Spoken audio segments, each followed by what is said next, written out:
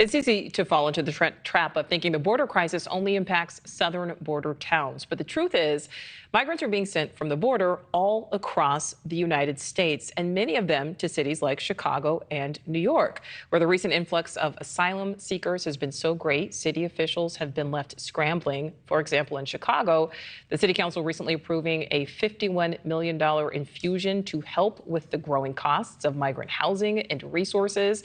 While in New York, which has provided shelter and care for tens of thousands of migrants in just the past year, it's estimated the city has spent at least $4.3 billion. So here with us now is Henry Rossoff, political reporter with our New York City affiliate. Henry, thank you for your time. Talk to us more about the impact of this recent influx on New York and the city and the surrounding areas and the economy, because New York is spending a lot of money, and compare that to what they're actually receiving from the federal government.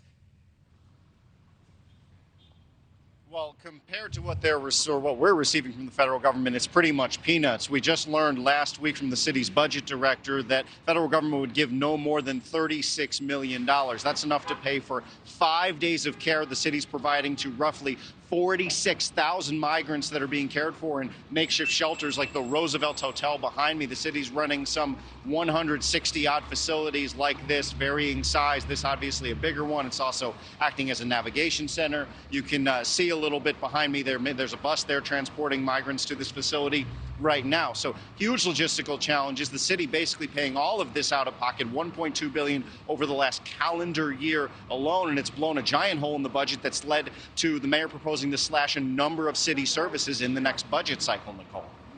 So, Henry, speaking of the mayor's proposals, Mayor Adams has said he wants to, down the road, house migrants in churches, maybe even possibly in private residences. What more can you tell us about that? Well, some of this work is already happening. In fact, just yesterday, Mayor Eric Adams did announce that initiative. It should create around 1,000 beds, particularly for single adult migrant men in these smaller settings. And he's hoping that really does address some of the service issues that we've seen with migrants getting access to food and legal services and feeling a connection to community and finding employment. So this is really an opportunity, and the mayor, in fact, says that he wants to have a similar program for private residences, beginning with hosting migrants at Gracie Mansion. That's the mayor's house in New York City. That program has not launched yet, but the mayor really sees these smaller private shelters as the path forward. All right, so the mayor says that, they could come to Gracie Mansion there. Henry, I know that you have been out there speaking with migrants. What did you hear from them today?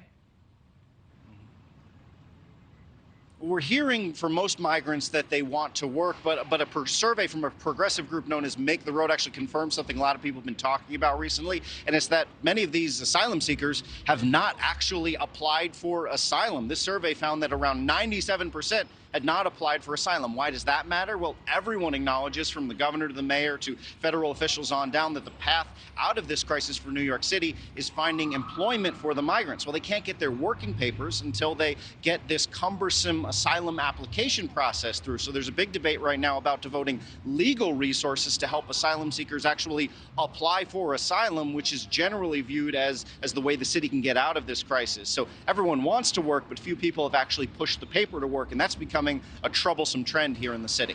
All right, Henry Rossoff, live for us there in New York City. Thank you. Thank you for watching. Go to newsnationnow.com to find News Nation on your television provider. And don't forget to click the red subscribe button below to get more of News Nation's fact-driven, unbiased coverage.